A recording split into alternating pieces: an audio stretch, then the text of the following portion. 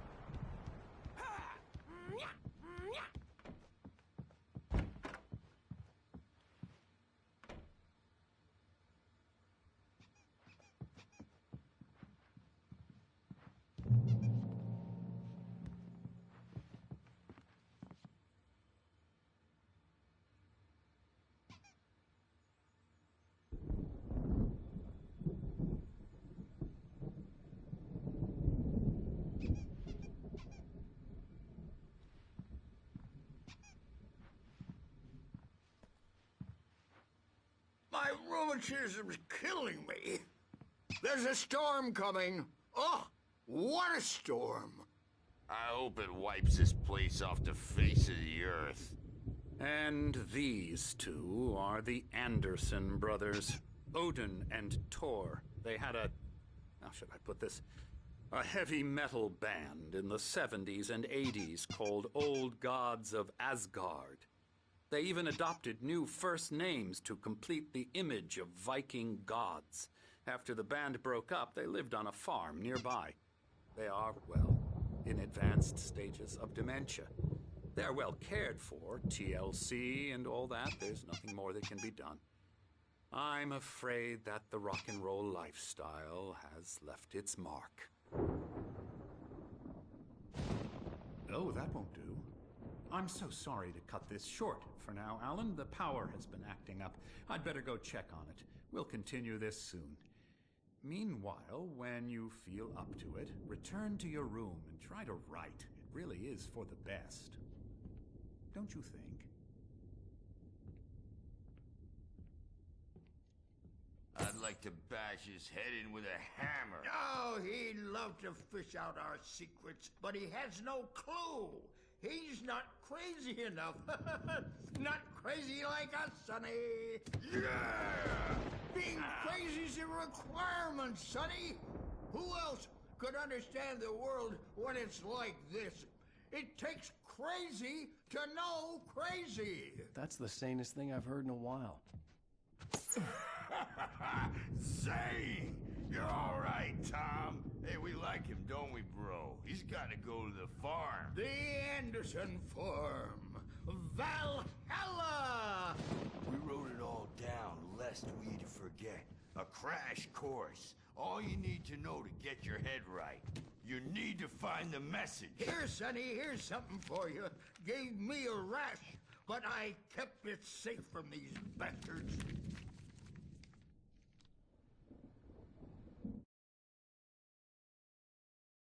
Zane could feel the poems, taking form, shaping things. As he experimented, he imagined he could almost feel the power surging through the keys of the typewriter. It exhilarated him. But there was fear, too. If not for his young assistant Emil, he would have given it up. But Emil convinced him otherwise. He, too, had a way with words. My head was clearing up, or according to Hartman, I was sinking back into the fantasy. I was convinced he was lying to me. About everything. Crazy or not, the Andersons made more sense. I'm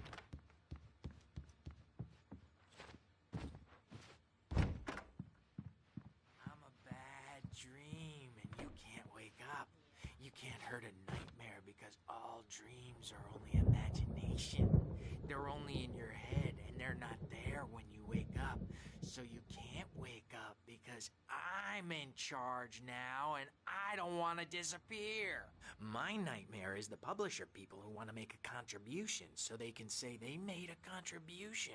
And then we end up with mullets in there because they think mullets are funny, but it wasn't supposed to be about mullets. And now it's about mullets. And when it's in slow motion, they call it mullet time because the numbers came back from marketing that mullet time is the hook we needed to go big in the target demographic.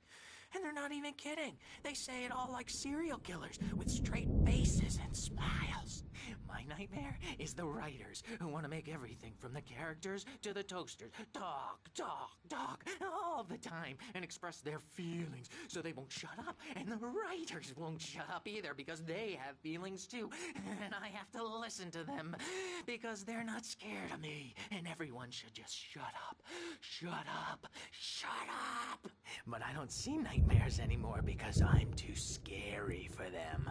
I take 2 pills every morning and 1 with every meal and 4 when I go to bed. And that makes me the scariest nightmare of all.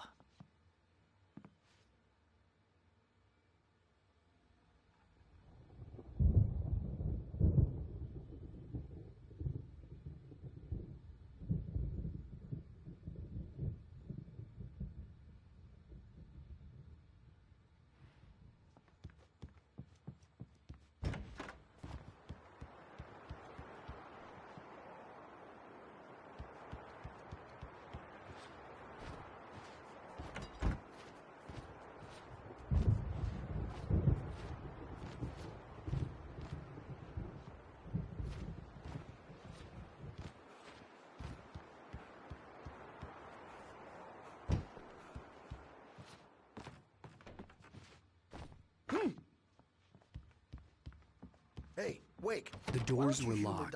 Hartman and the nurses would have keys, but there was no way to get my hands on them. You can get to your room by those stairs, Wake.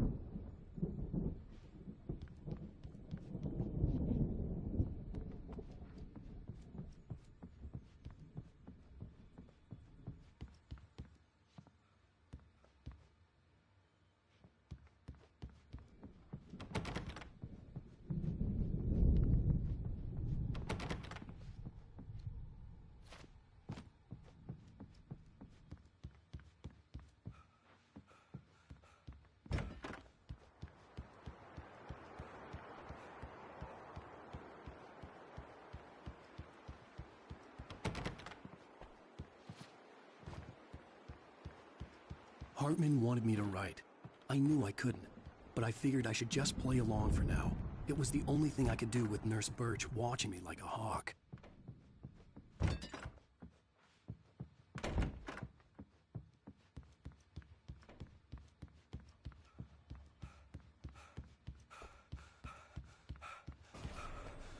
Something's wrong. I'm not myself. It's hard to think that there's a shadow inside my head. I can only focus on writing. Everything else is a blur. I'm trapped in this cabin. Have been for days, but it's always dark outside. My editor is real. I saw her again. She's not human. It's not human. A dark presence is wearing the old woman's face. She was covered in clinging shadows. There's a hole in her chest where her heart should be. I think I've made a horrible mistake. I don't think I'm any closer to saving Alice. It's been lying to me, using me to get the story it wants, and the story will come true.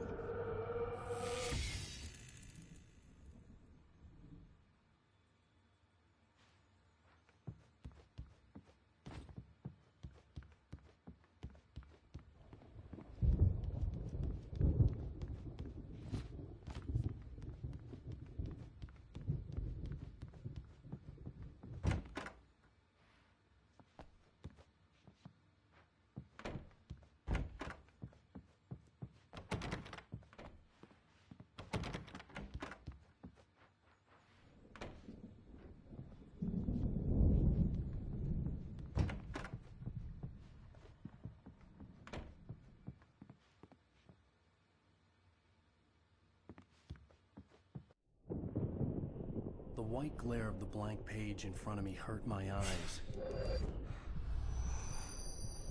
My hands began to shake uncontrollably. Everybody,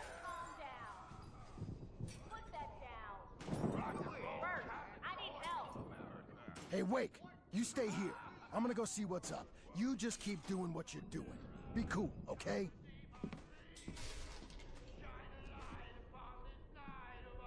I didn't know what the chaos was all about, but it could be my only chance of getting out of here. Where the hell did he get a damn I don't know.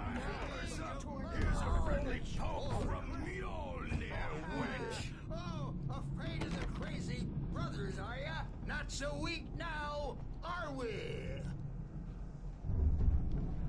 Well, things are unraveling fast, aren't they? Hartman kept talking, giving Barry the grand tour, clearly proud of the place. He went on and on about his hunting trophies, and Barry was impressed. But he was here on business. He raised his voice, cut through the monologue. Hey, Hartman, where's Al? Hartman stopped in mid-sentence, annoyed at the interruption. He nodded at the hulking orderly standing nearby. The man smiled and clapped a practiced hand on Barry's shoulder.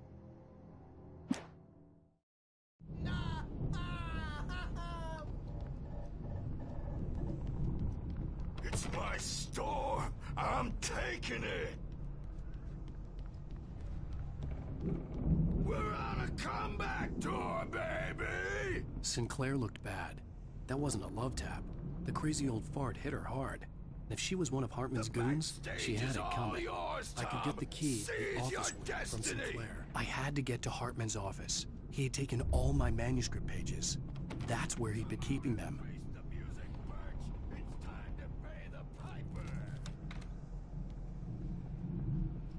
Maybe you could come out and beat our wrinkled, adult, diapered asses for it, since you're so tough, Bert.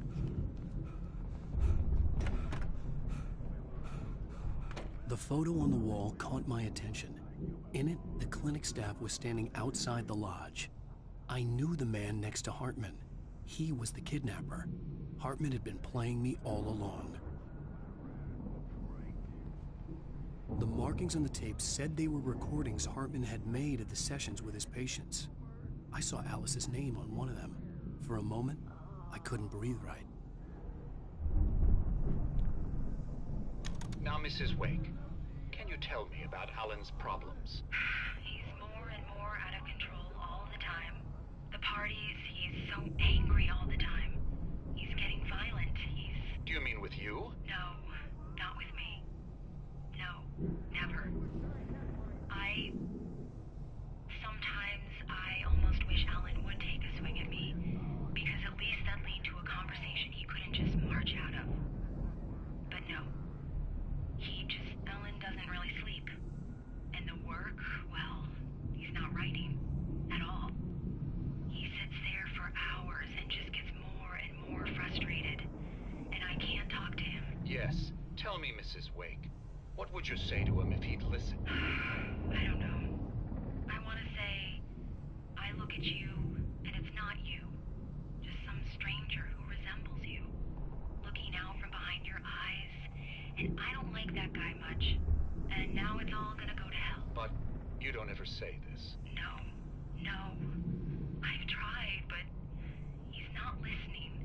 He's too deep in his own problems. Always going on about something else.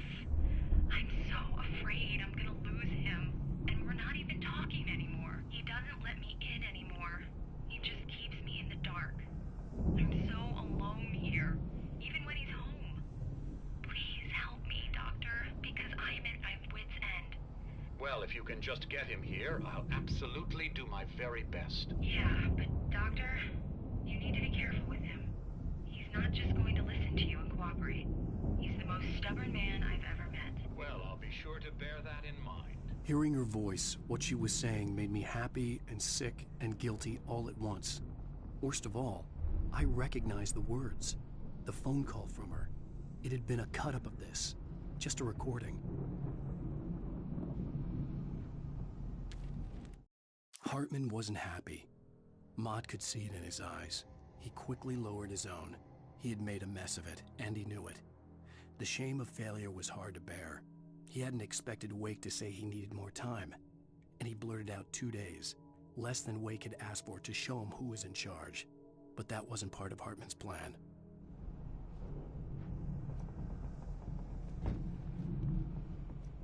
Let me out of here! Hartman, do you hear me? I'm gonna chew your crazy quack ass to shreds! Barry? Ow! About time! Barry, man, am I glad to see you. We need to get to Hartman's office. It's right next door. You okay? Yeah. I mean, no! The cops found me at Rose's trailer, but they didn't hassle me too much. I'm obviously a victim in this, and I demanded to be treated as such. Or else I'd sue their asses. Speaking of asses, that Fed gave me a real hard time, but I had no clue where you were. That guy's crazy, Al. But he let me go, and then I get a call from Hartman, that son of a bitch, who tells me you're here, and I should come pick you up, but when I got here, 2 goons clobbered me and stuck me in there. What's with the cutout? I stole it from the diner to piss off Rose after what she did to us. That'll teach her. Yeah, that's a harsh punishment. Come on, pal, we gotta get going.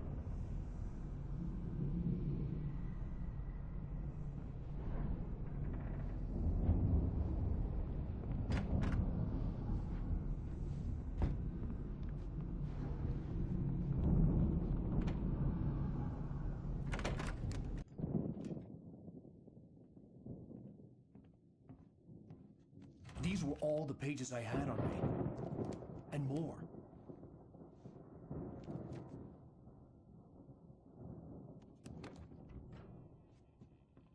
Alan, please. You're sliding back into the... Tell me one more lie and I'll shoot you in the face. Ah, well, it was worth a shot. Really, Wake, come on. Let's work together on this. You have no idea... Hartman, shut up! Barry, get out of here. I'll catch up with you. Get a car. Oh, Al, let's just... Go! Wake, listen to me. This is a mistake. Don't you see? Together we can create something absolutely wonderful. With your ability and mine.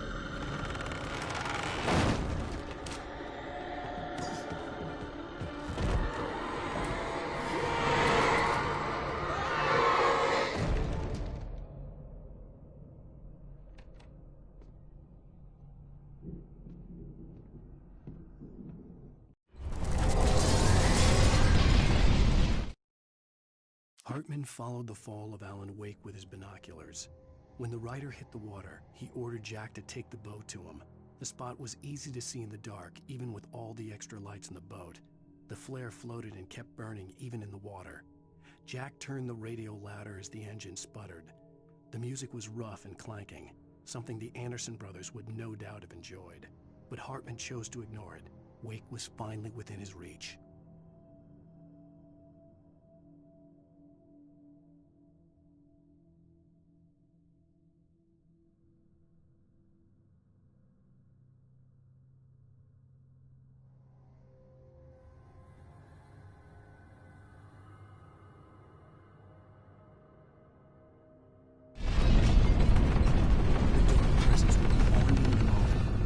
To find a way out.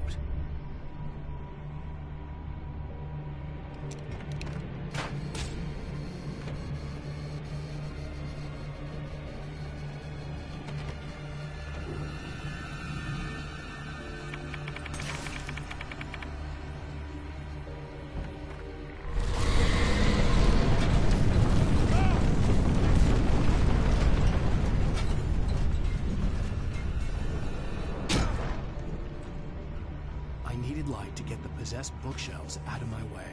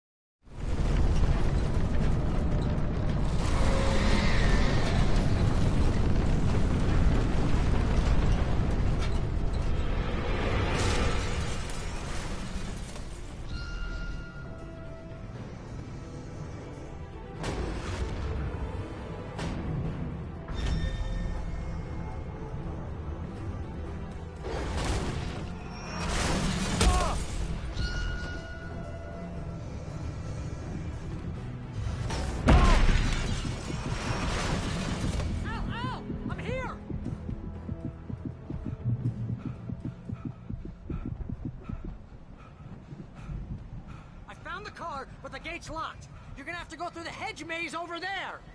Barry, I don't have a light. Take this, Al.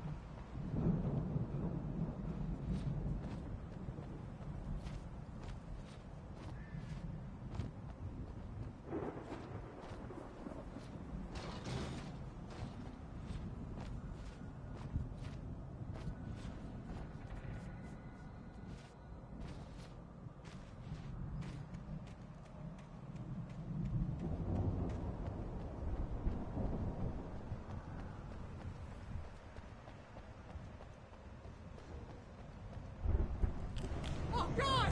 Look at the house, Al! Look out!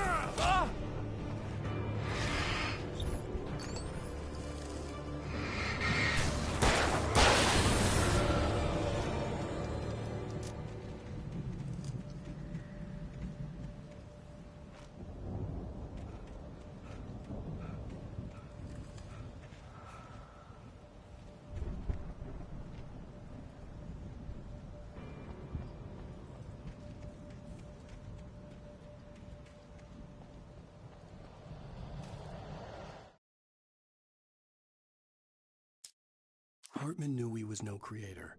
He had no ambitions on that front, and he certainly didn't want to end up like every artist he had worked with here, damaged in ways that were hard to describe, or worse. It was enough for Hartman to maintain creative control and provide direction, to be a producer. That was what most of these people were in need of anyway. Of course, suitable subjects were few and far in between. I stared at the Viking paraphernalia that littered the area, surrounding an unlikely centerpiece. A full-size stage complete with an impressive sound system with all the trimmings, including a dragon. It took a special kind of crazy to build something like this in a remote field. When the sky split open with a deafening boom and the music started blasting, it felt strangely appropriate.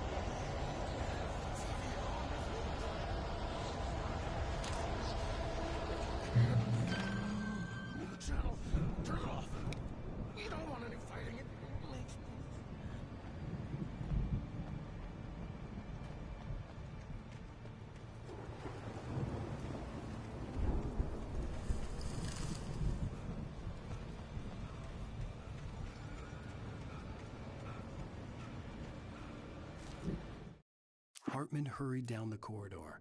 He had disliked leaving Wake when he was surely at his most susceptible to therapy. But this was not an ordinary storm. Wake had been writing, and he had woken something up in the depths of the lake. Now, it was coming for him. Hartman had naturally prepared for a situation like this. The idiot brothers would keep Wake distracted while Hartman double-checked everything, just to be sure.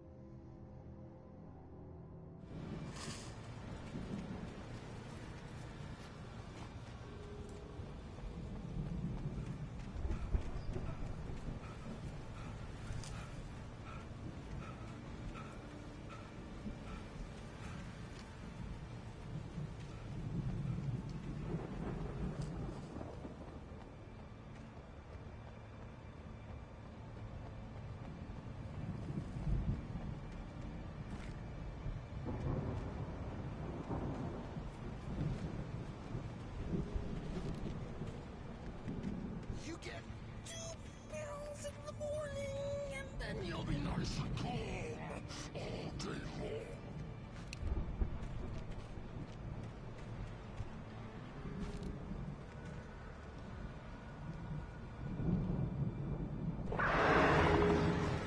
You get 3 pills in the evening.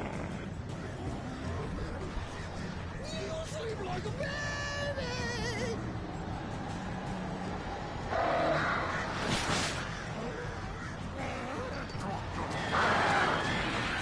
What seems to be wrong? That way we don't have any trouble, and I don't have to punish everything.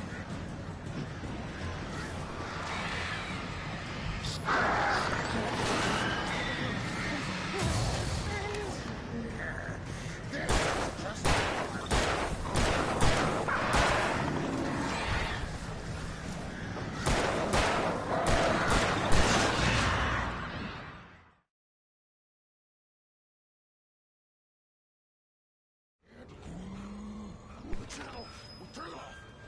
You don't want any fighting it.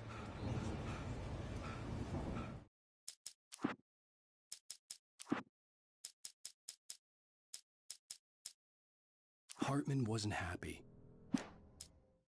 Hartman hurried down the corridor. He had disliked leaving Wake when he was surely at his most susceptible to therapy.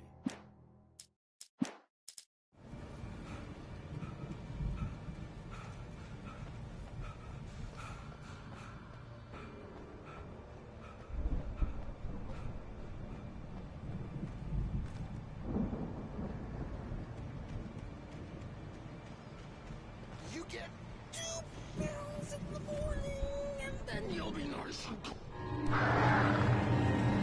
You get 3 pills in the evening. You sleep like a baby.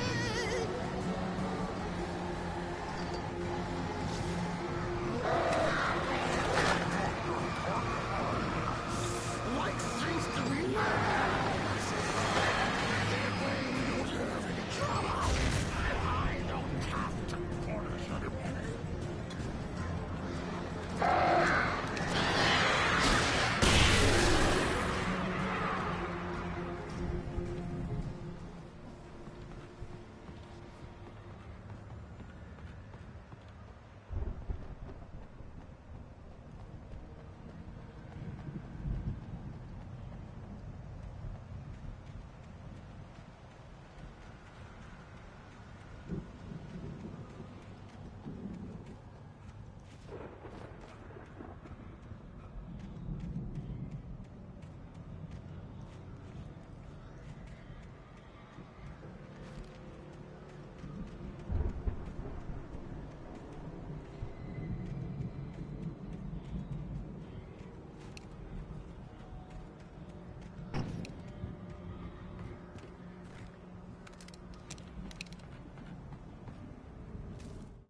Mott knew that Wake was smarter than him.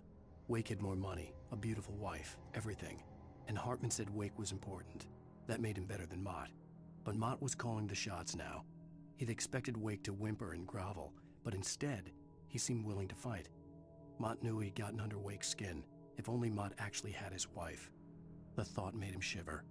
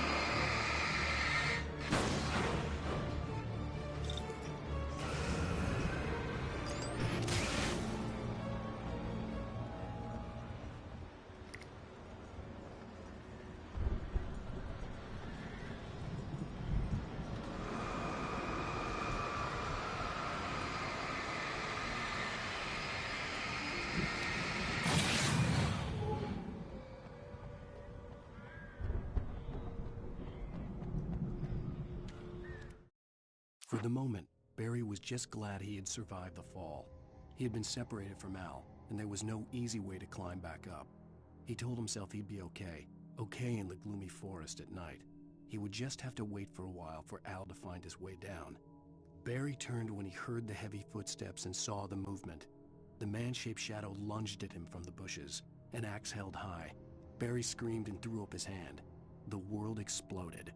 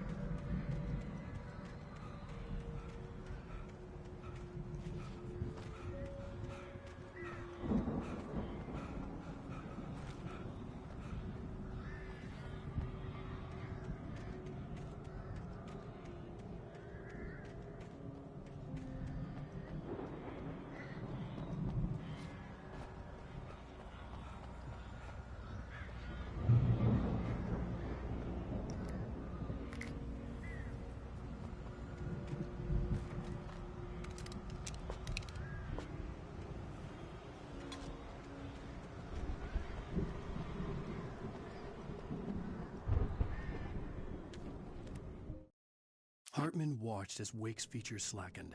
The man was bullheaded, no doubt. Even lying on the bed, he'd almost broken Hartman's nose the second time. But with a little time, he could break Wake down, give him proper direction. Wake was easily the most promising subject he'd had. Well, since Tom, really. "Sleep well, Alan," Hartman whispered with a smile. "Let me take care of you." He sniffed hard to clear his throbbing nose, swallowed blood, and barely tasted it.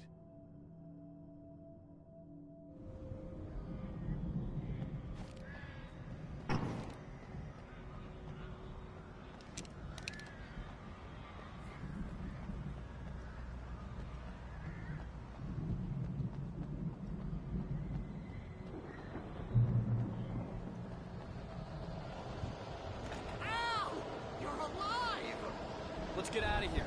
Can you open this gate? Maybe. Barry. Well, I slammed it shut when the nasty showed up, and the key fits kind of loose in the lock, so, Barry! I'll find it, don't worry about it!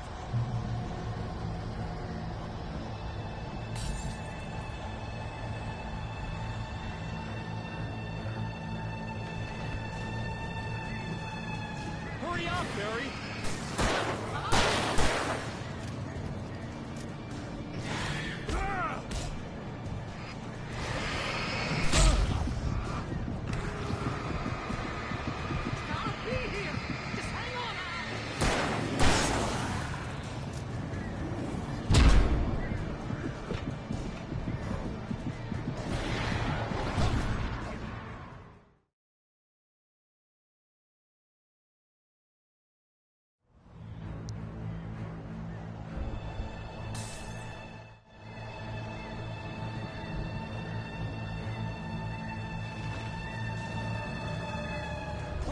Barry! I'm on it!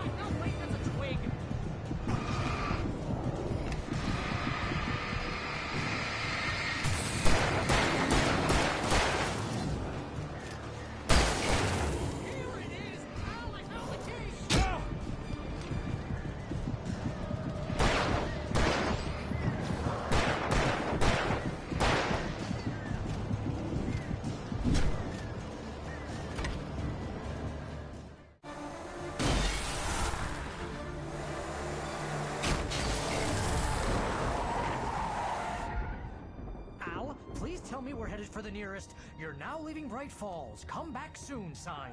We're going to the Anderson farm. I knew you were gonna say something like that. You know what? You owe me big time for this. When this is through, if we make it, I don't care what anybody says, I'm done with darkness. You're gonna buy me a tanning bed as a gift, and I'm gonna live in it.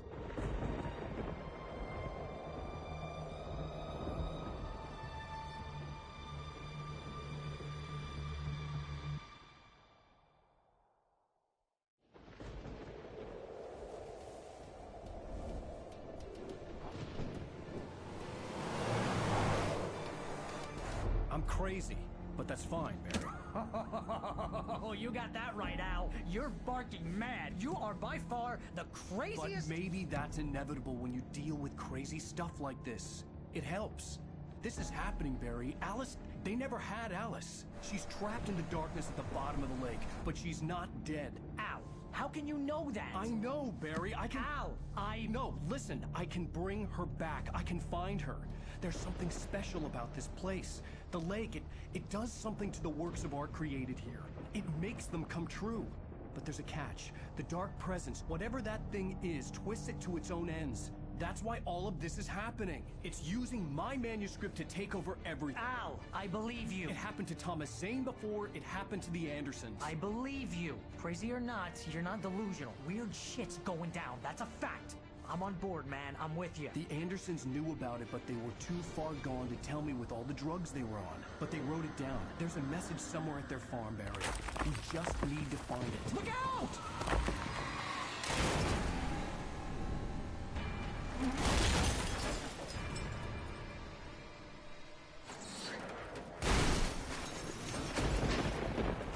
Ow! God damn it, Al, talk to me!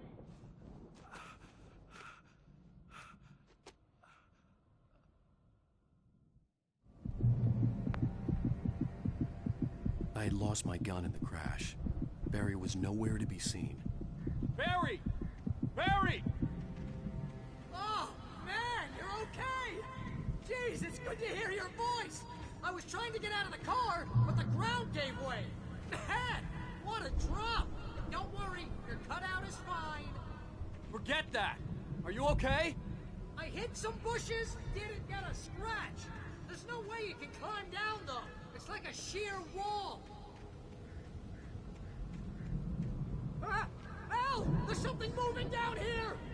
Barry, it's a Taken! Use a flare, Barry! Oh! Yeah! Barry, are you alright? I'm good, Al! I'm great! Guess you never messed with anyone from New York City before, huh? You're gonna have to find your way around to the farm, Al! I'll be waiting! Barry, just wait for me, okay? Al! I'm not staying here! It's suicide! I'm going to the farm! I'm gonna go ahead and secure the area! You can catch up! Don't worry about it! I'm on the case! Now he's Rambo. This would turn into a disaster if I didn't catch up with Barry.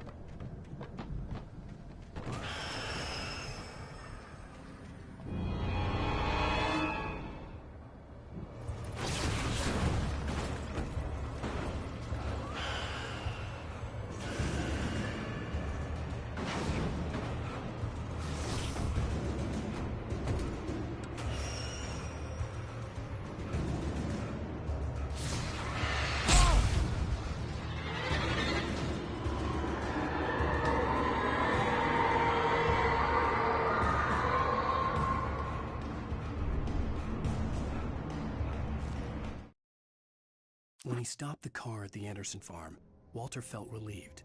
Oblivion was close at hand. The brothers wouldn't miss a jar of moonshine or two in the booby hatch. But then he saw the man on the porch, and he knew who it was. Driving for his life and knowing it was useless, he didn't realize he was crying until he couldn't see the road for the tears.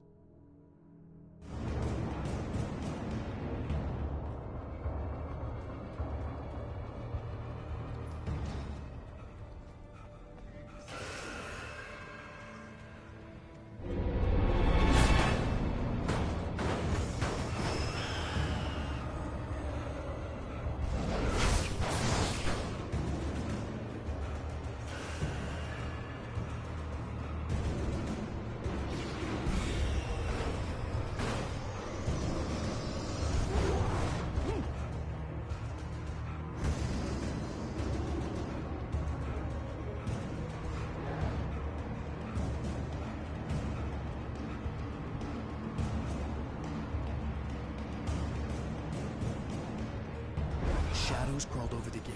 I needed a light to destroy them to get through.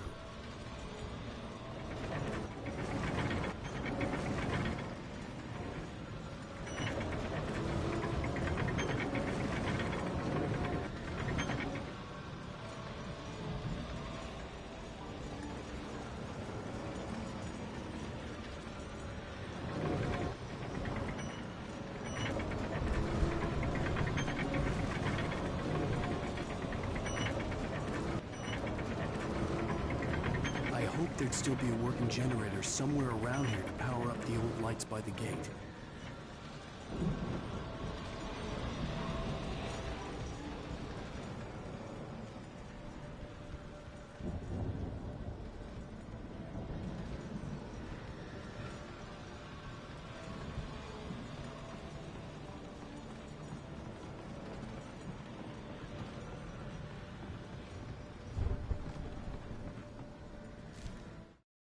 Agent Nightingale stared at the passed-out rider. The man was sleeping off one hell of a night. Nightingale felt a stab of envy at Wake's oblivion, but he had a job to do. He put the gun to Wake's head and almost became a murderer. His hand shook and his throat felt tight and dry. Biting his teeth, he tried again to pull the trigger. He lost the nerve. Wake stirred. Nightingale would have to settle for an arrest.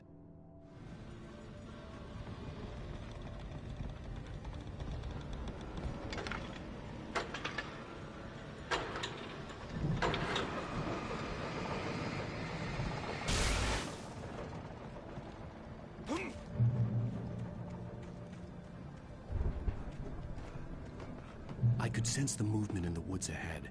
Facing the enemy without a weapon was dangerous, but I had no choice.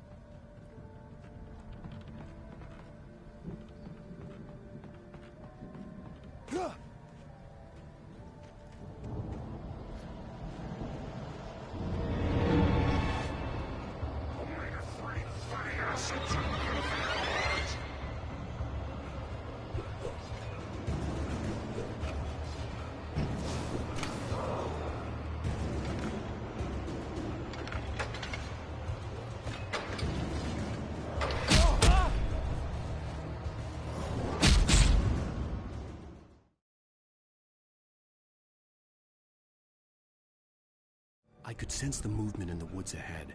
Facing the enemy without a weapon was dangerous, but I had no choice.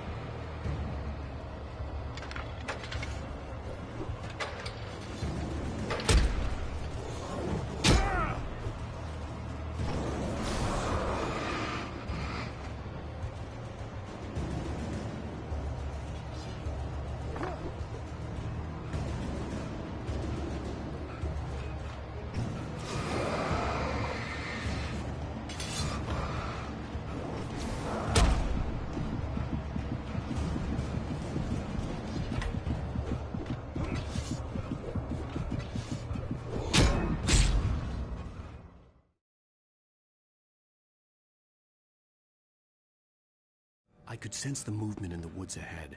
Facing the enemy without a weapon was dangerous, but I had no choice.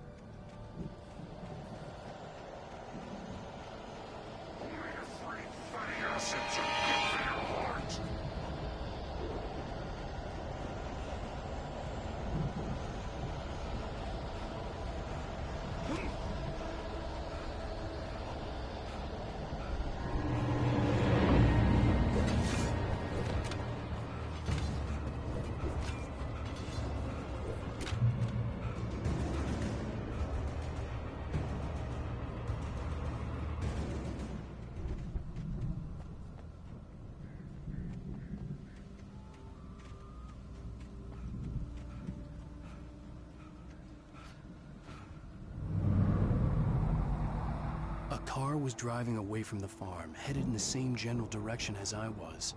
For all I knew, it was Barry, caught in the consequences of leaping before looking.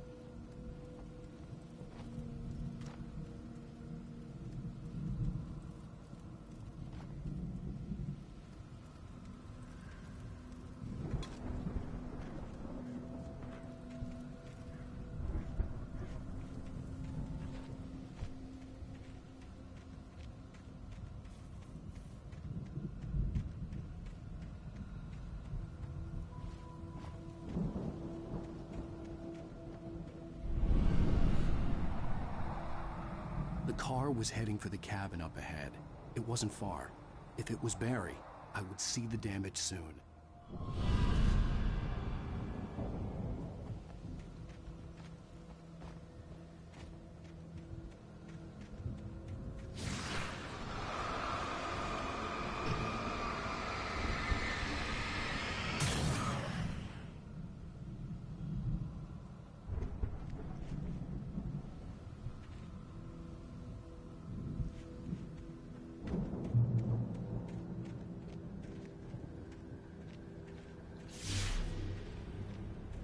I'm trying to deliver each page to the right time and place.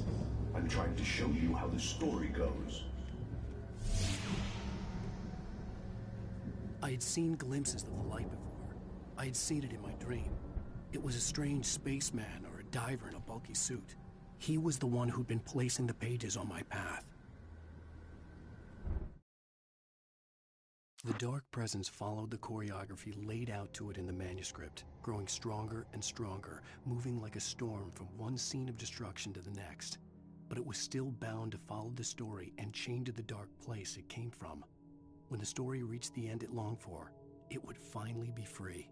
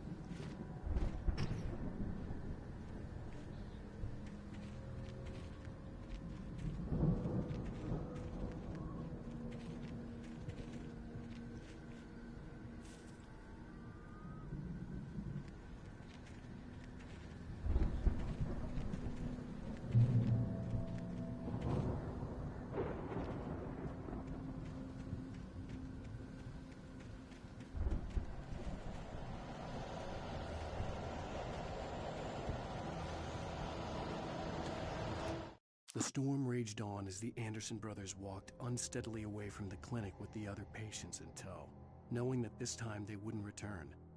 The darkness around them seethed with horrors, but Tor and Odin were unafraid.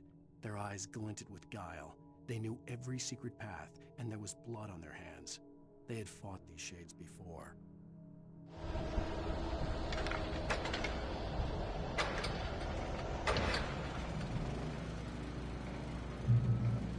Someone had left a gun behind.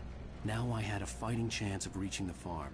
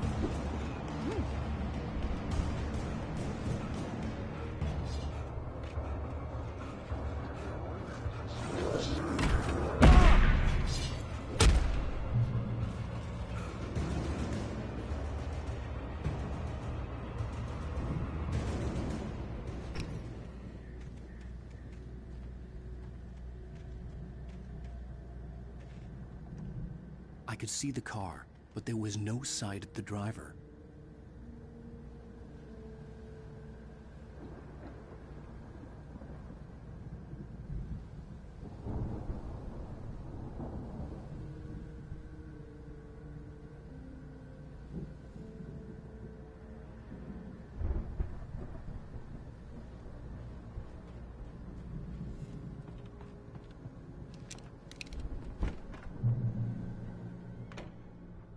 Hello? Anybody here? Barry! No! Danny, you're not! Please! What are you? No! Don't! I'm sorry!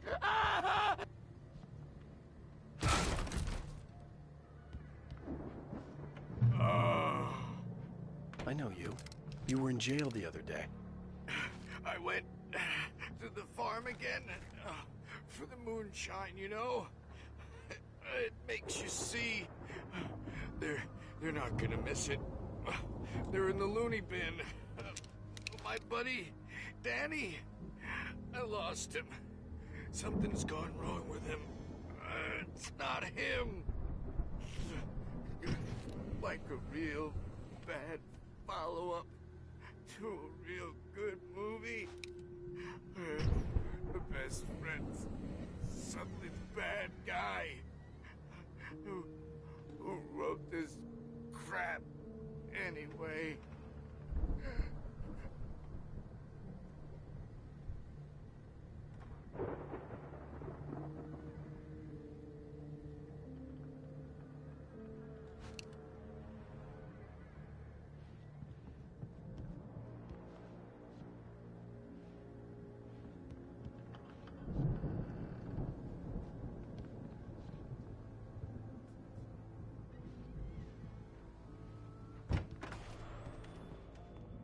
I've run through every possible course in my head.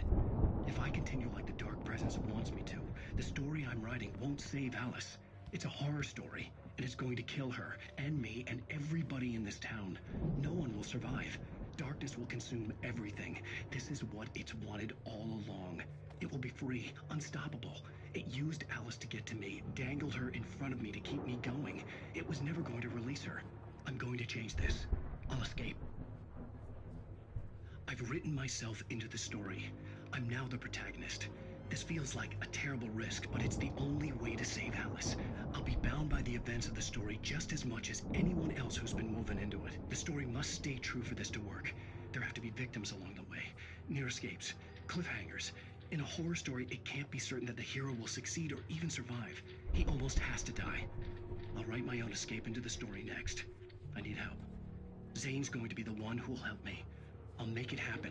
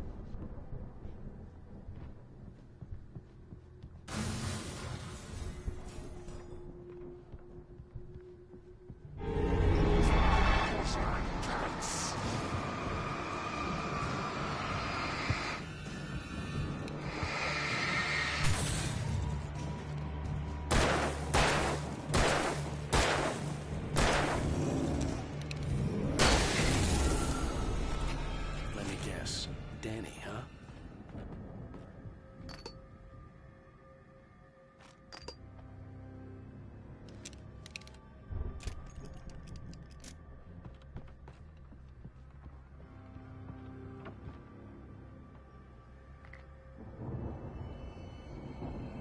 I could climb out through the broken window.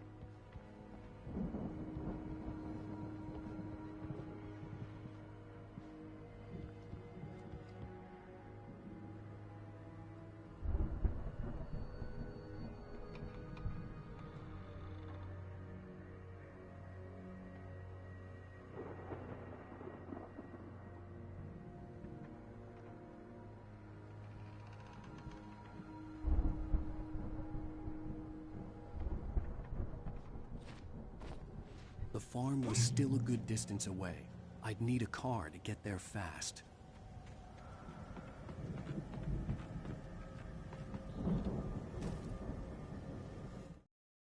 For a moment, Hartman considered strangling the idiot. Mott was mean-spirited, but easily manipulated, an emotional infant who lived for his approval. Wake, by contrast, was a far more difficult subject. Mott had given him too much leash. In 2 days, who knew what could happen? Hartman would have to find a way to rein him in, and quickly.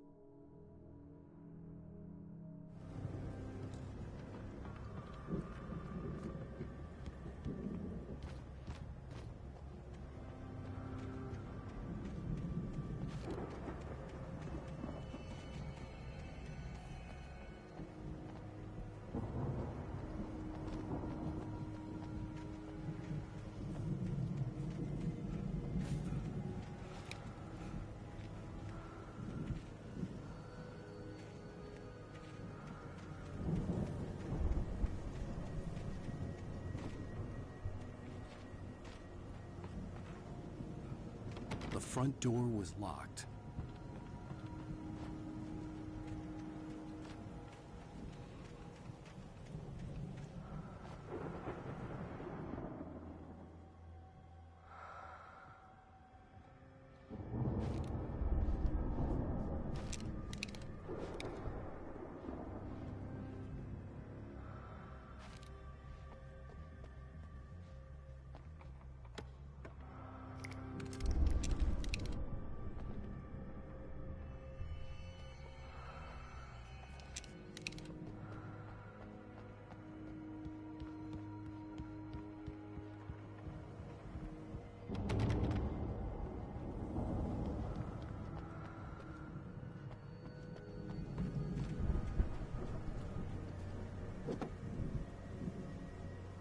If Barry wasn't up here, he was probably in trouble down at the farm.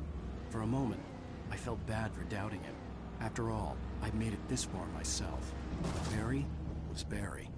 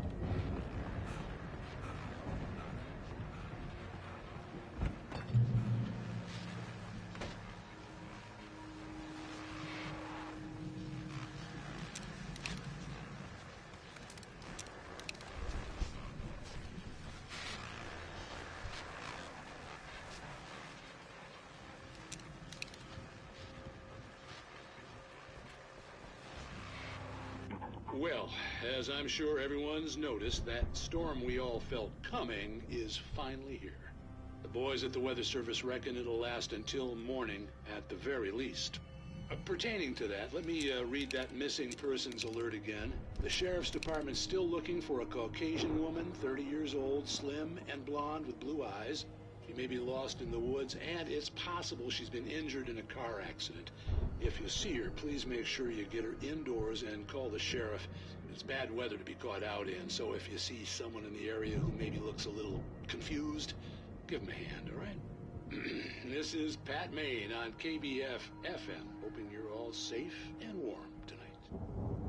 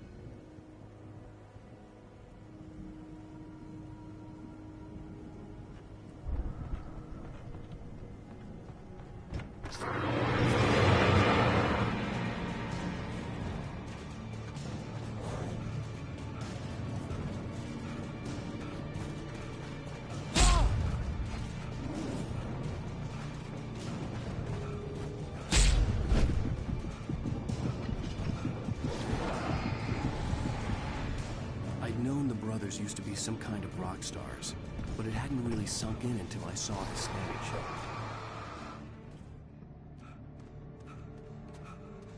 Ow! Run! Incoming! There's too many of them!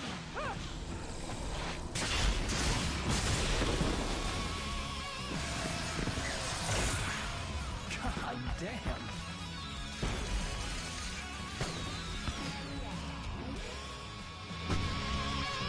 I'm so glad you decided to go it alone, Mr. Bronson. Shut up and shoot! Ow! We have to fight them off! I can set off more of the fireworks from here and help you out! Hey, Al, did you notice there's a lot of ammo and stuff around? This place is stocked! Al, hold on! I'm trying to get the stage lights on!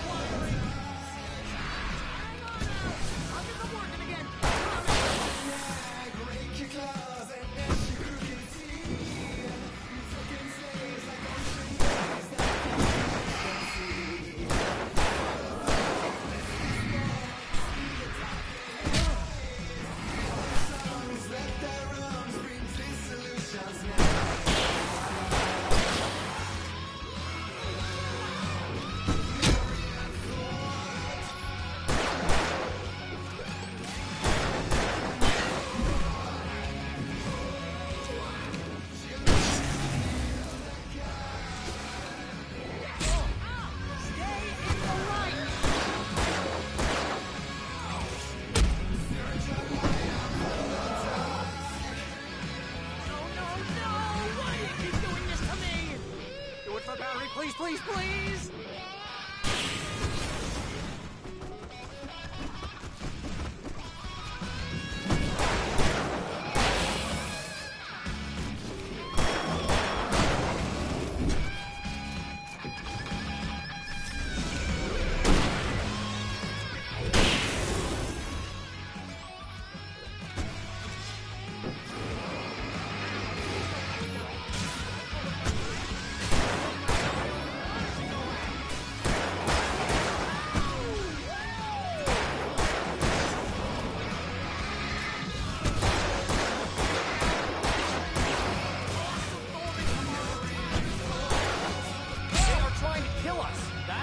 Point of my life? Really?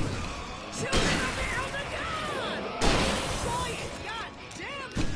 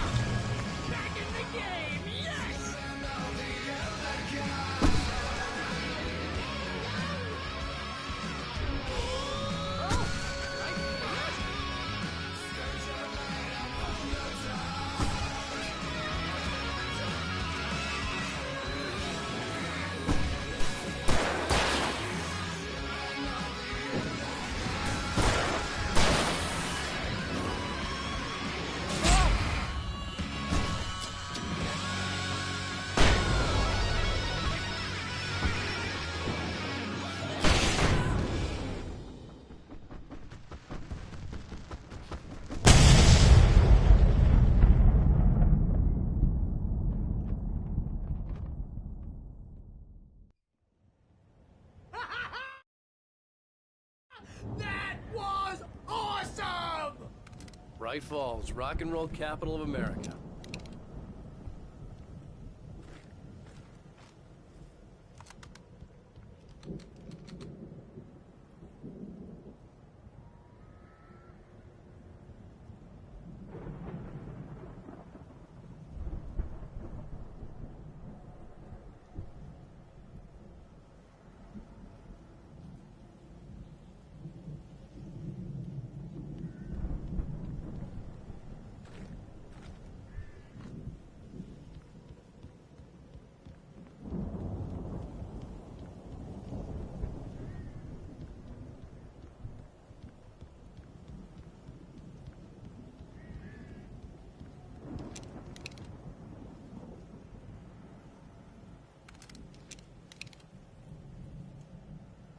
Hey, Al!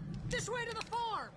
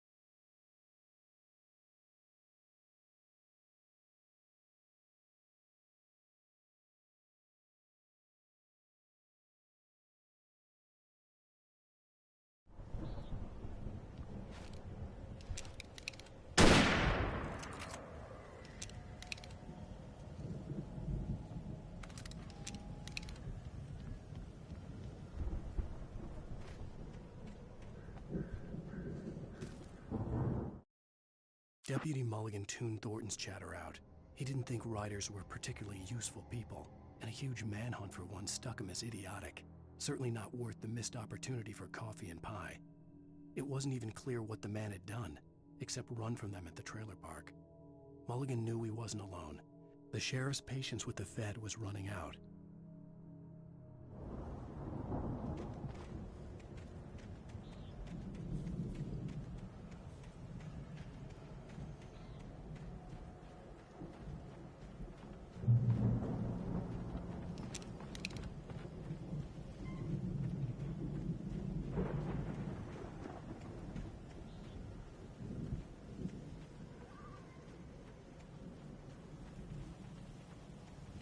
See, bestseller? No reason to worry. Your cutout's good as new, right where I left it. I'll come back for it once we have the place secured. Yeah, that's been my biggest worry all this time. We need to get this thing moved out of the way. This is as far as I got before they ambushed me.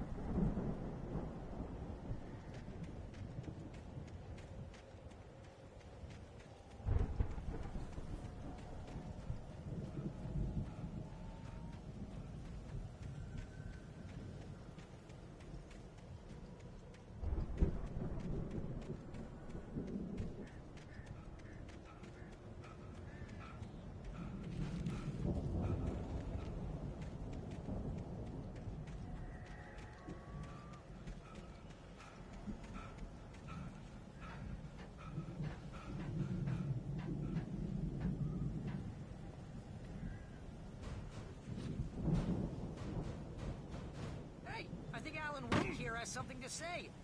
What's that, Al? Ooh, I'm Alan Wake. I'm always right about everything. And if I don't get my way, I'll sulk all day long. I'm always intense and moody. It makes me very attractive and mysterious. Right now, I'm just standing here because I need my best friend Barry to carry me. But that's okay. I can just take him for granted. I think I see what you did there. Yeah, it was pretty good. You want me to do my imitation of Barry Wheeler? No? Thought so.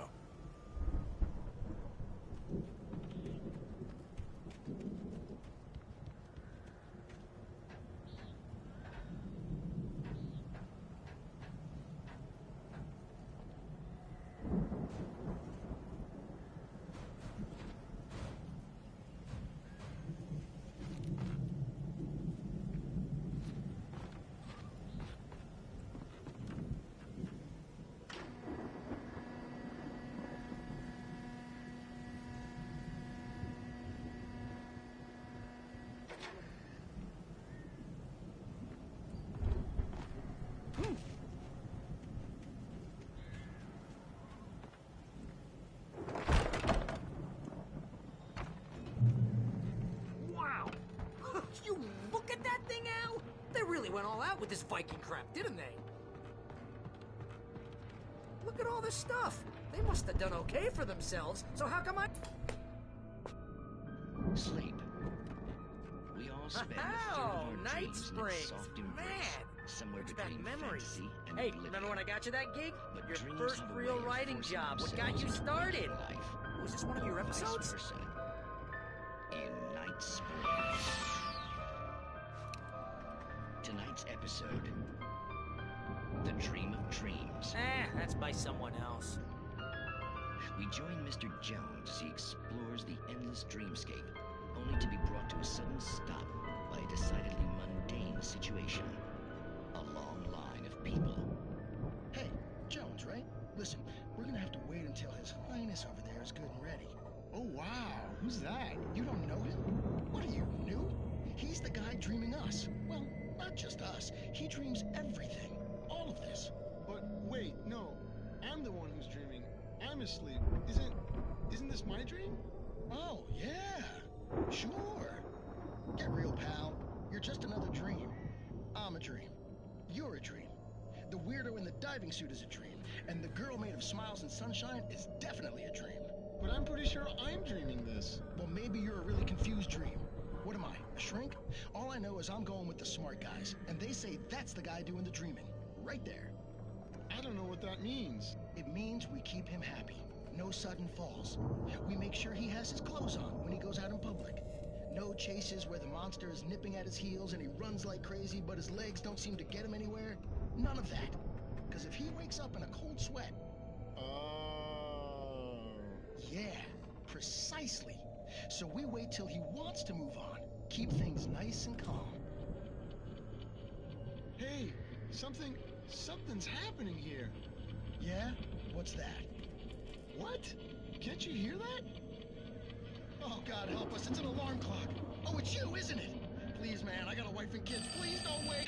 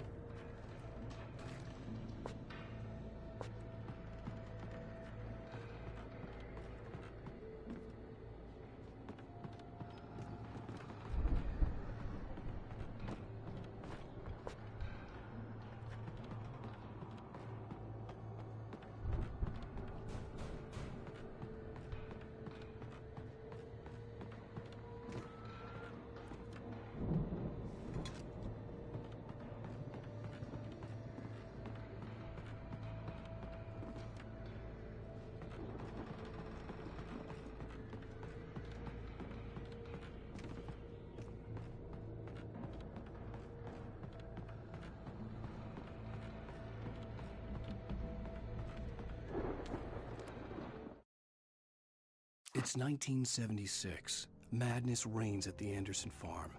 Contrary to all logic, the headiest ingredient of their moonshine is unfiltered water from Cauldron Lake. The Andersons feel like gods. Odin can't stop laughing. He contemplates cutting his eye out. Tor runs across the field, naked, shrieking, hammer in his hand, trying to catch lightning. Their songs have power. Something ancient is stirring in the depths, coming back.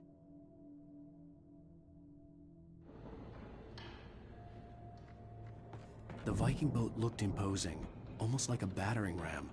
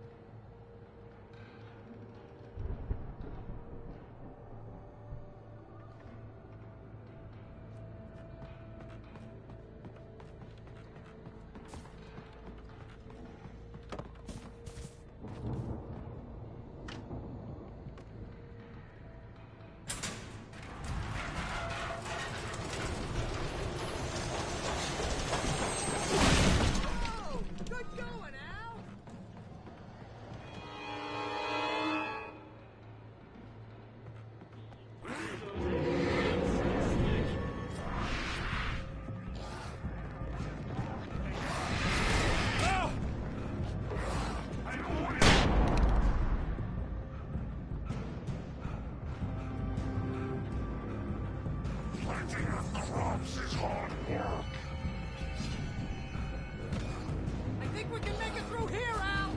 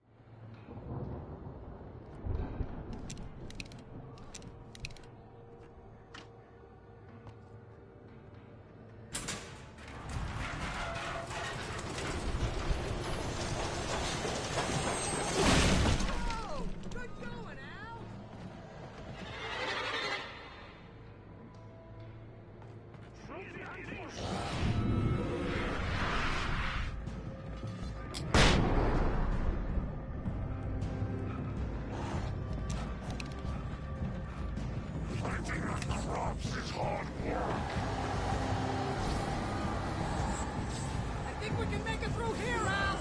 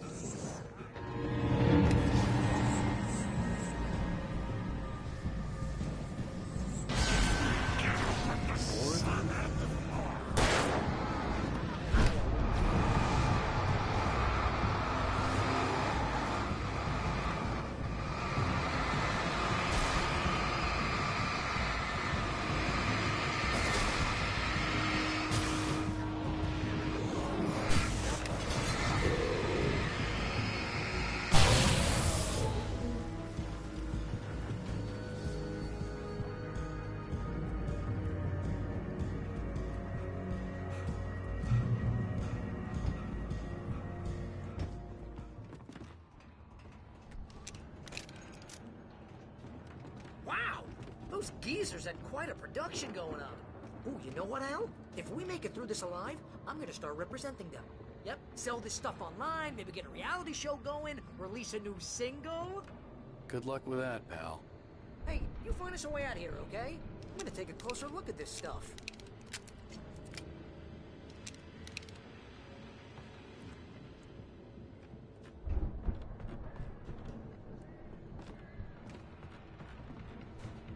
The door was barred from the other side.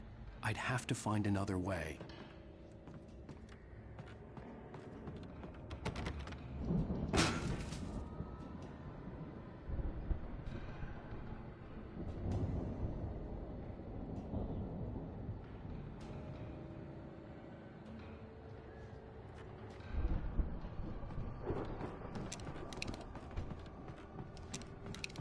Be careful, Al!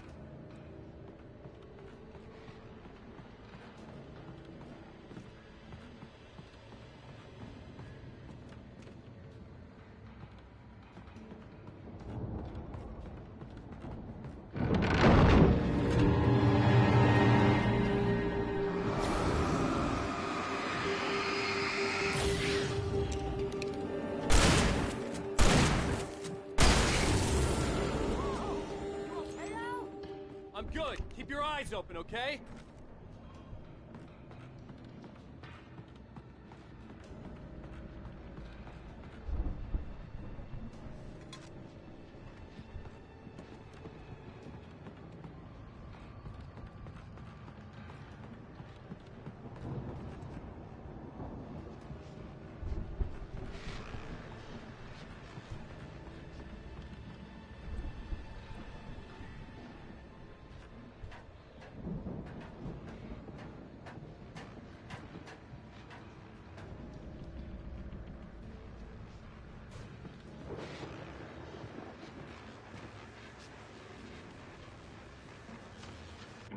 As you regular listeners know, I tend to work through the night, but I'm not the only one.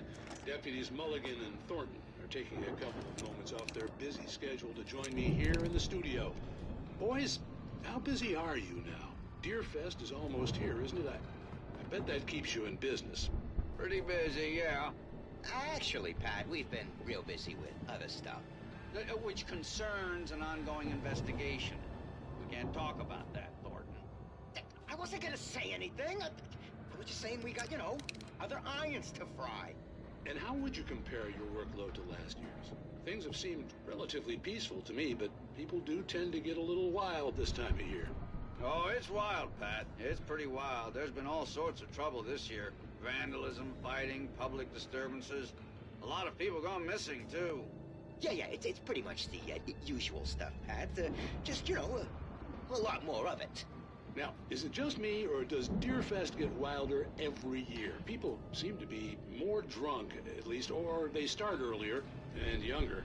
Oh, it's definitely not just you, Pat, but... Definitely, Pat. Hey, I'm talking here, Thornton. Oh, shoot, I lost my train of thought. Not just me. Oh, yeah, it's Wilder, Pat, but actually most of the trouble seems to be coming from grown men. People who ought to know better, you know? Kids are doing fine this year. Well, that's nice to hear at least. Boys, I want to thank you for stopping by. I'll let you get back to your patrol. Sure thing, Pat. Yeah, sure thing, Pat.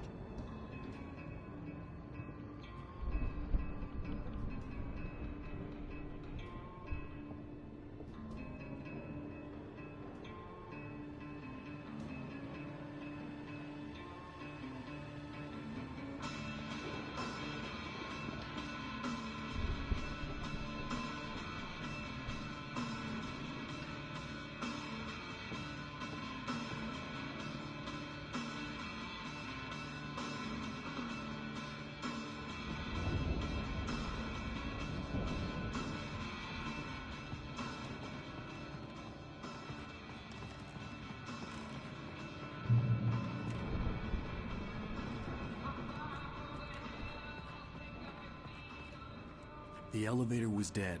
I'd have to get some power to it first.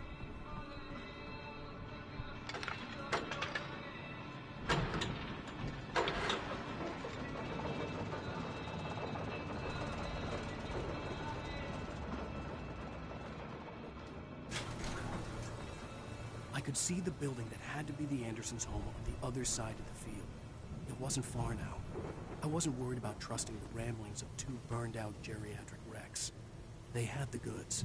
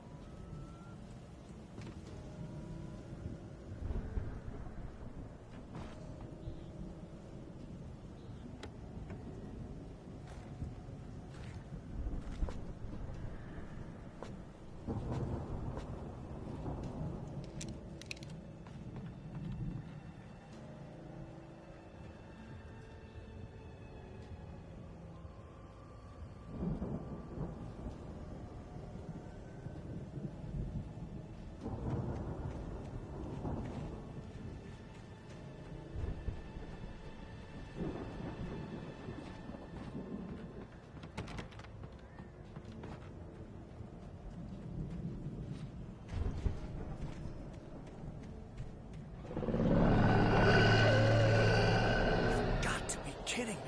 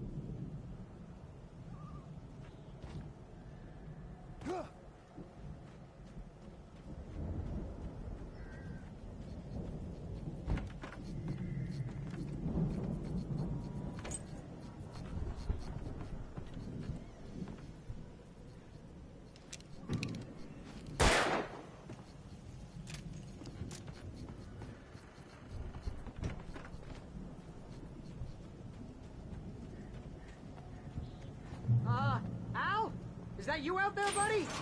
Yeah, it's me. Hey. Hey, let's go, man.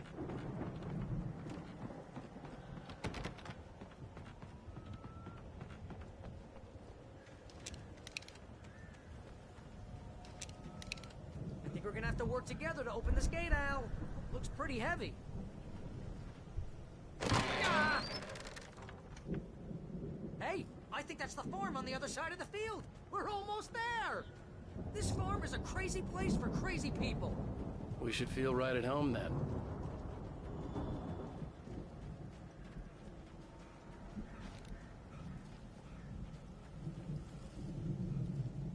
Come on, one more gate. Let's do this thing.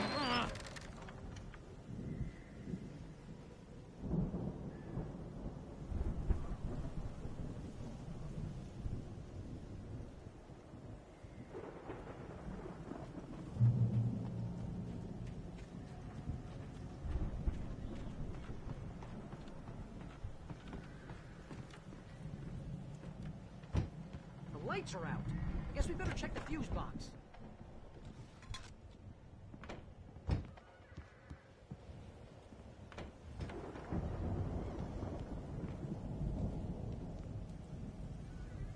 The power downstairs was out, but I was sure I could fix that at the fuse box.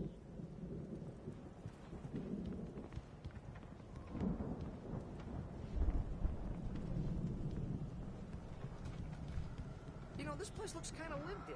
I thought the Andersons were in the booby hatch.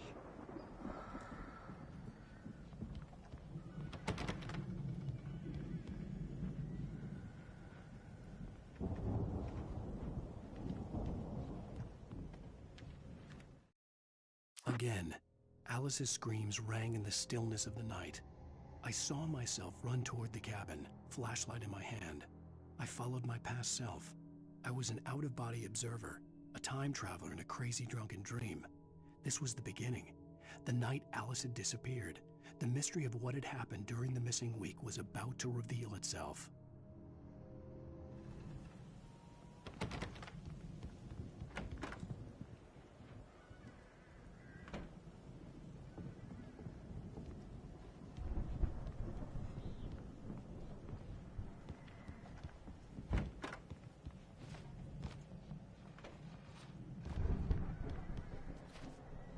Come on, Al, let's get the lights on, huh?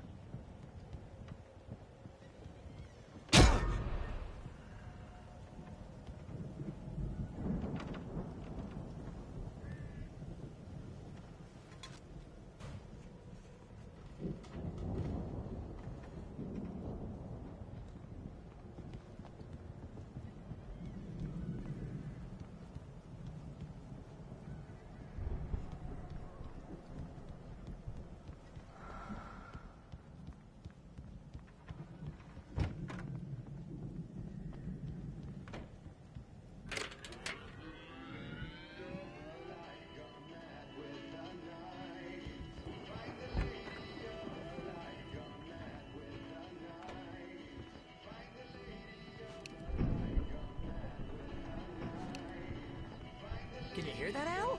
Music? Of course. We need to find where it's coming from. That's the message the Andersons talked about. That's the whole reason we're here. Lady of the Light? Oh, that's gotta be...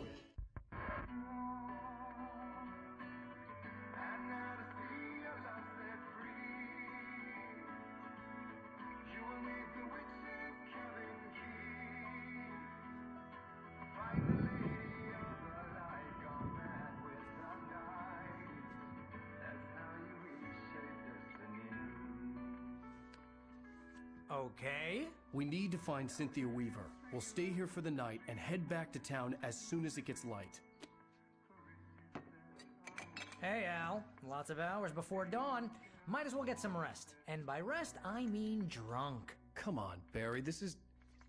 Yeah, what the hell?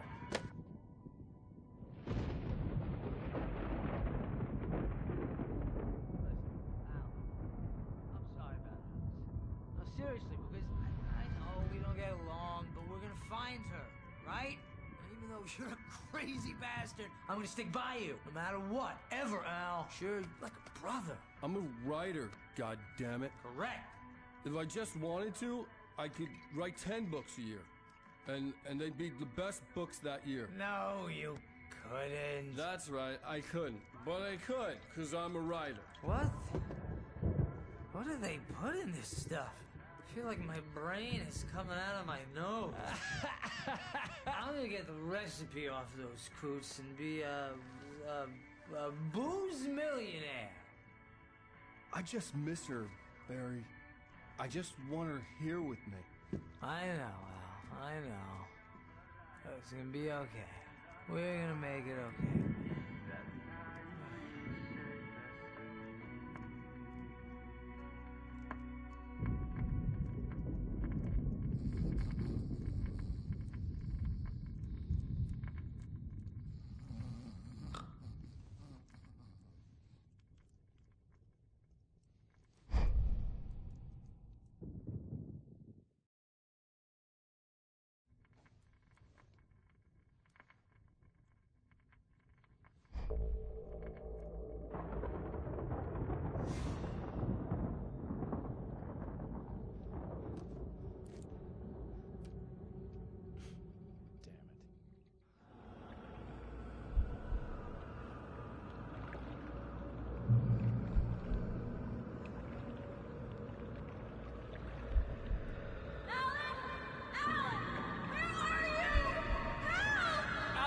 I'm coming!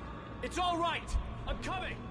It was a crazy drunken dream, and yet it was more than that. It was the truth, a suppressed memory unearthed by the Andersons' moonshine. I was there, an out-of-body observer. This was the night Alice and I had arrived at Bright Falls, the night Alice had disappeared. I had a chance to find out what had happened. I remembered being surprised to see the cabin dark. Alice would have never turned the lights off.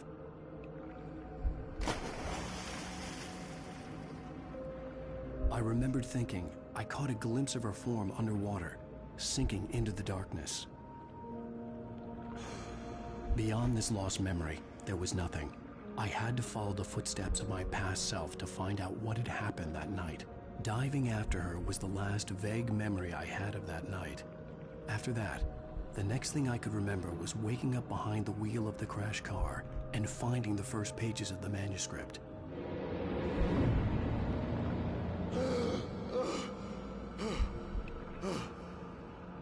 I couldn't find her in all that blackness. I must have thought she drowned.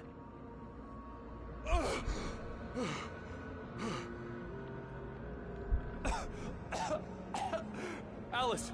Jagger had Alice, and so she had me. Alice!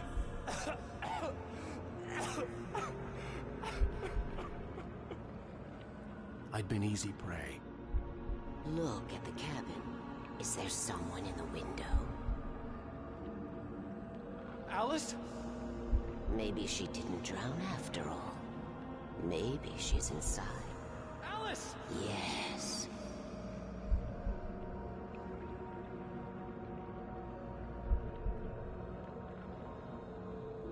The dark presence had touched me. She had dug her nails into my brain and used me, made me her puppet.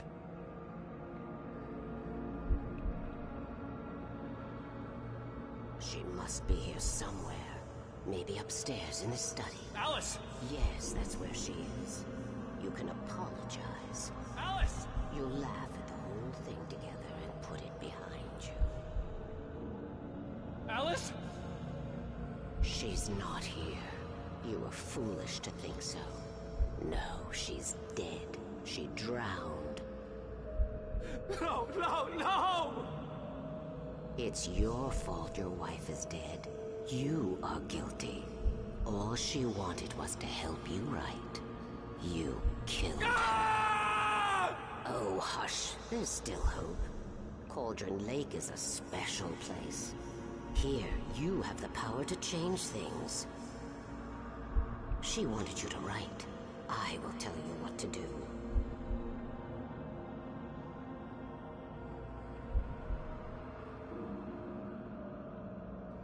You can write her back.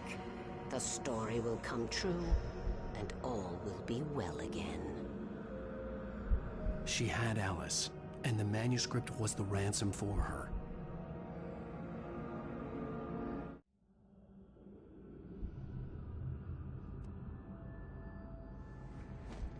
Yes. All right. I'll fix it. I'll bring her back.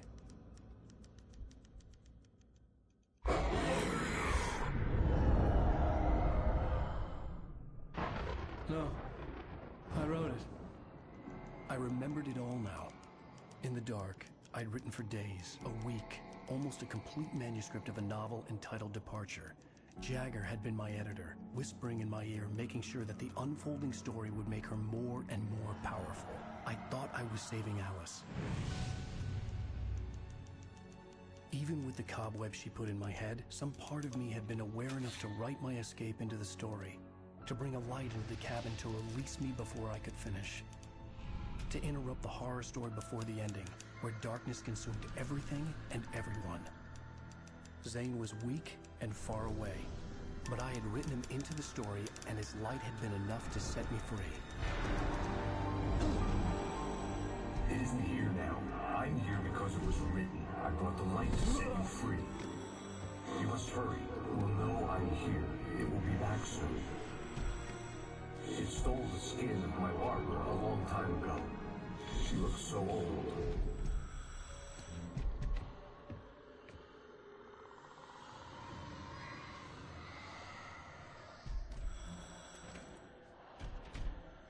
I'd woken up, confused and groggy, my mind consumed by darkness and fear. All I could do was to escape.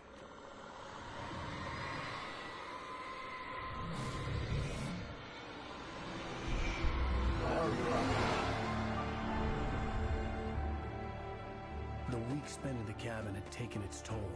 I was barely conscious, and fading fast. It had to have cost Zane terribly, thrown him even deeper into whatever dark place he now haunted. But he had managed to weaken the dark presence, kept me safe that night.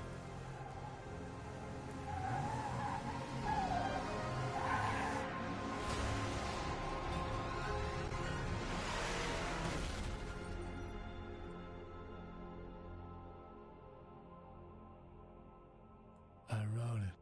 It's my fault. That's right, James Joyce. It's your fault, and you're gonna pay for it.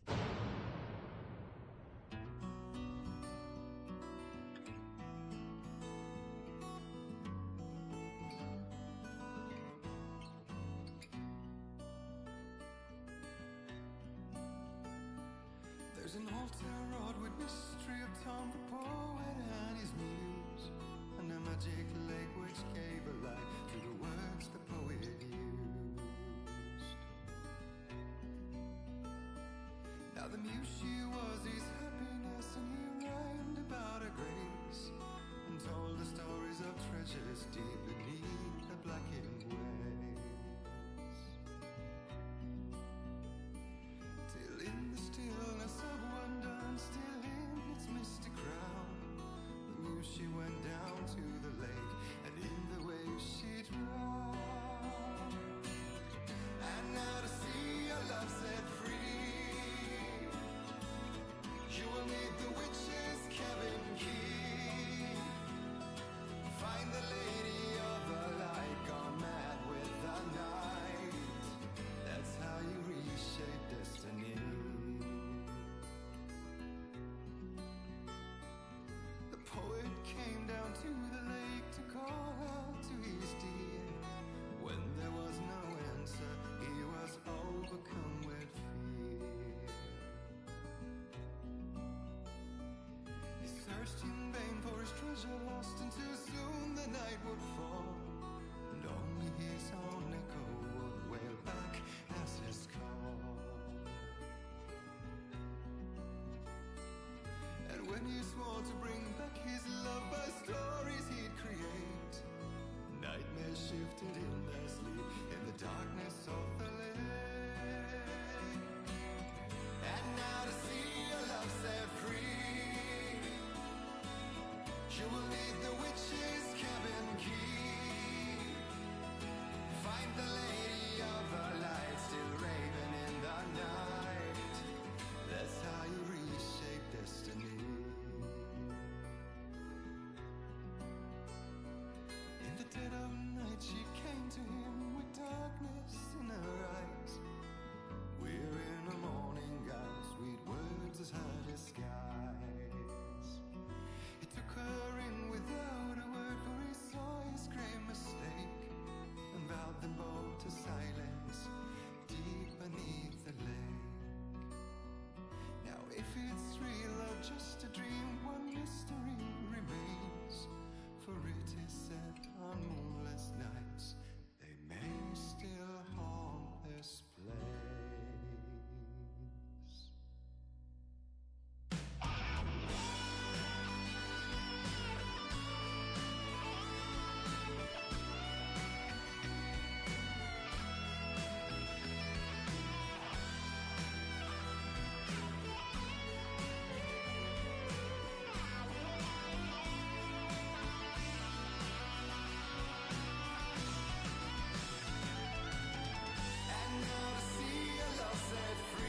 Previously on Alan Wake.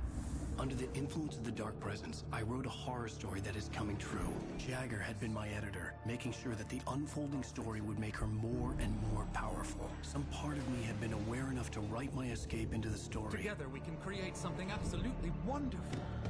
The lake, it does something to the works of art created here. It makes them come true. My mom gave me this old light switch. The clicker. Alice is being kept in a dark prison. I need to find Cynthia Weaver to fix this. It's your fault, and you're gonna pay for it.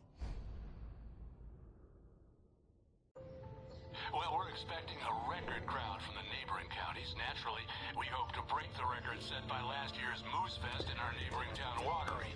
Ladies and gentlemen, some people have asked me, what's the big deal about Deer Fest? And I think that this sums it up. It's about friendship and community. We've got a great party coming up, but let's try to hold it in until tomorrow and get through the night in one piece, all right? I have it. Someone will come for it when the time is right. Thomas said so. He wrote it. The key is insurance. It's my job to keep it safe. Safe in the light. Always in the light.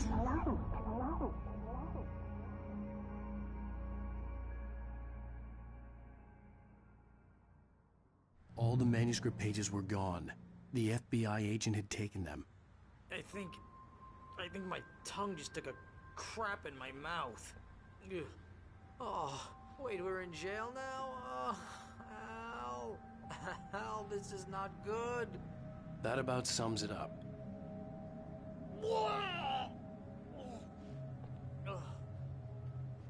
Oh, I am never drinking again. I need to talk to Weaver. She's the one in the song. The Lady of the Light. What, the crazy lady? Ugh, whatever you say, Al, but we're stuck here.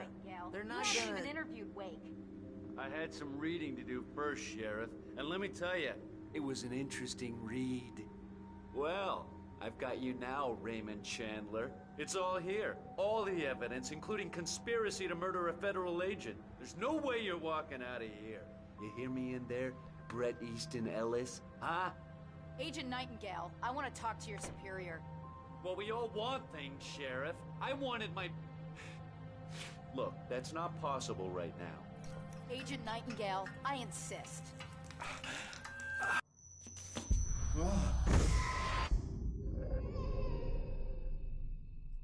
Wake, what's wrong? Lady, are you stupid?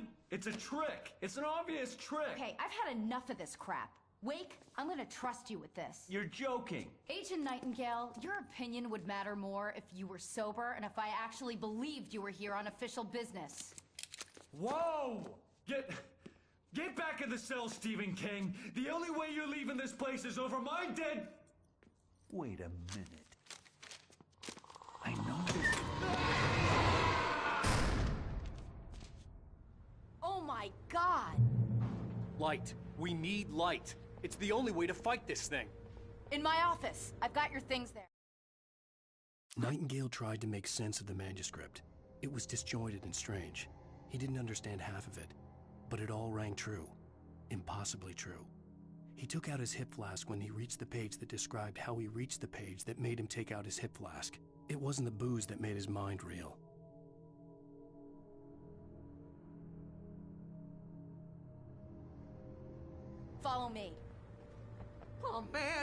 We're sitting ducks with the lights out.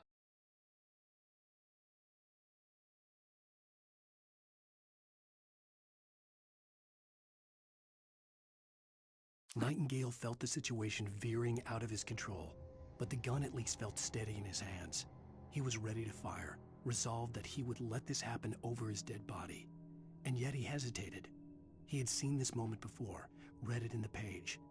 He was transfixed by the déjà vu and the horror that he was a character in a story someone had written. Then the monstrous presence burst in behind him and dragged him into the night. Stay cool. I can get the emergency power on.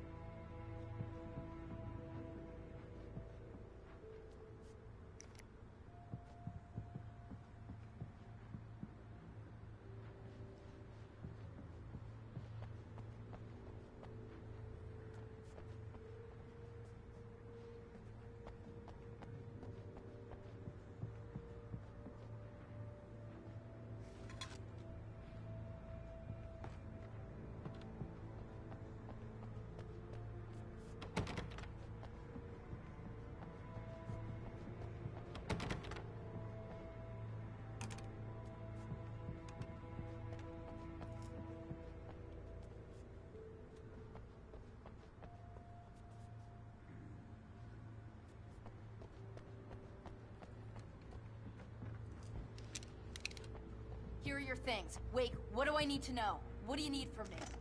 They can be hurt in the light, only in the light. And I need to find Cynthia Weaver. She can help me stop this. Light. Check. Cynthia. She lives in the old decommissioned power plant. I can get you there pretty quickly in the rescue chopper. Come on, let's get back to your friend.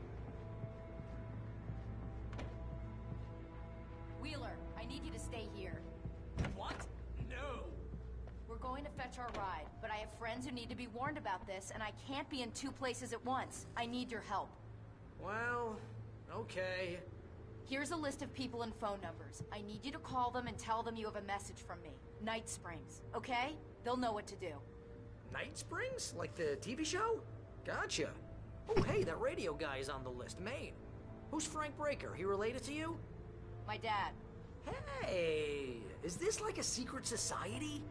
Can you do this? You'll be safe here. The backup power's on. These guys need to be alerted, just in case we don't come back. You'll come back for me though, right? As soon as we get the chopper ready. Thanks, Wheeler. I owe you one. Okay, let's go, Wake. Through the back. My hangover wants a pizza.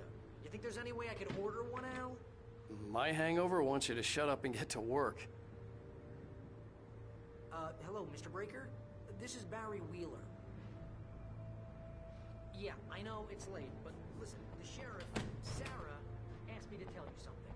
She says Night Springs, okay? So I guess she... Yes, sir. Okay, No, she's okay. She's just busy, so she asked me to... Oh, no. Actually, I'm a literary agent, sir. I'm just helping her out because she's busy right now. Oh, hell. Whatever took Nightingale must have broken the gate controls. We can't reach the gate's control box from here. We need to get to the other side over the rooftop. I'll go. I'll open the gate for you once I'm across. You stay here in the light and cover me, Sheriff, okay?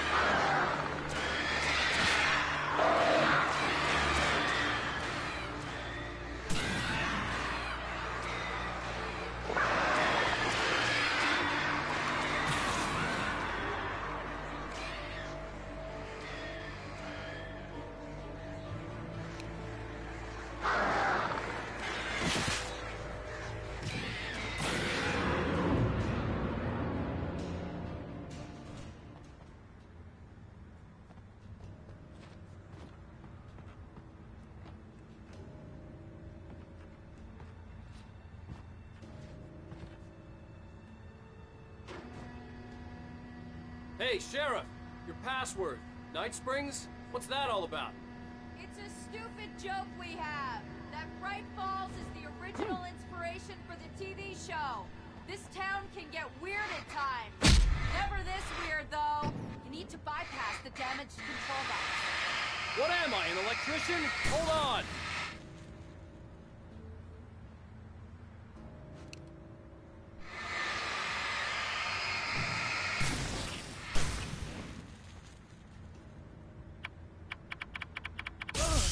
Ow, damn! That's smart. Good job, Wade. Okay, stick close. Our first stop is the town hall. The keys to the chopper are there.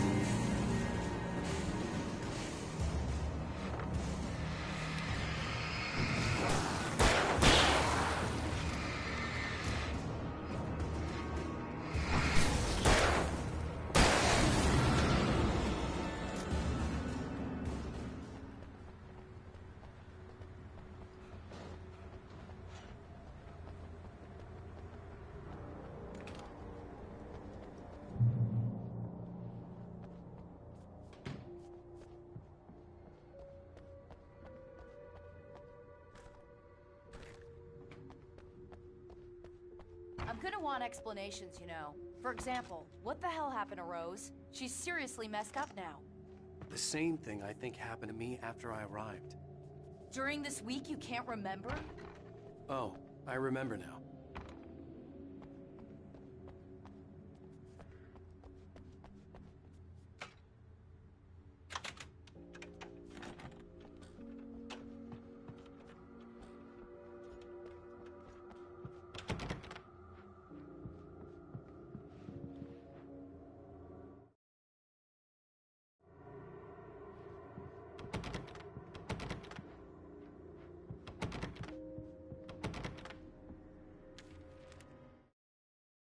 Barry was in his element, making calls, making things happen, even if he didn't entirely know what those things were.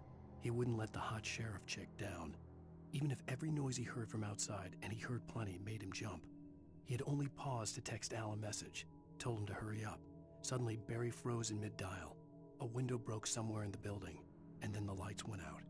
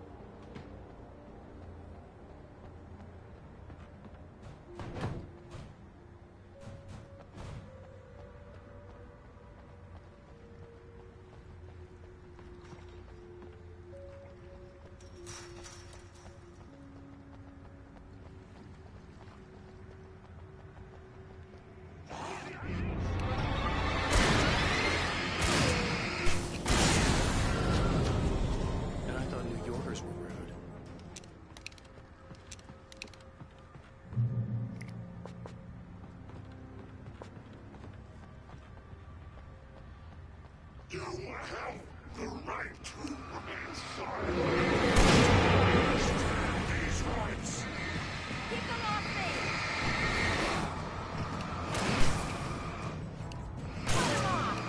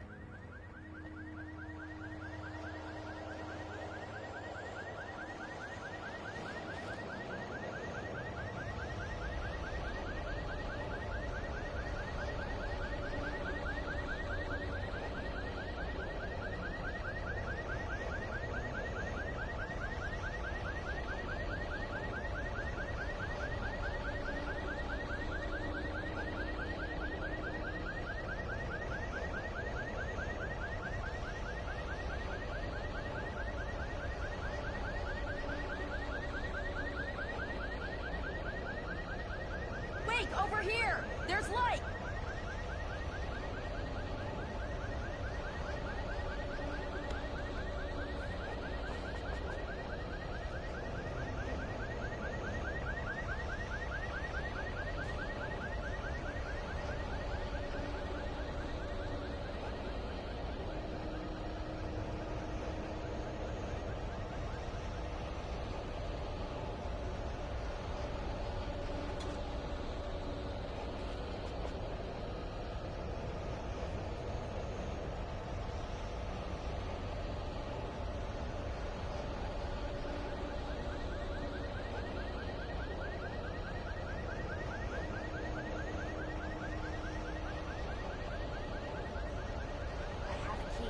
Watch my back, Wade.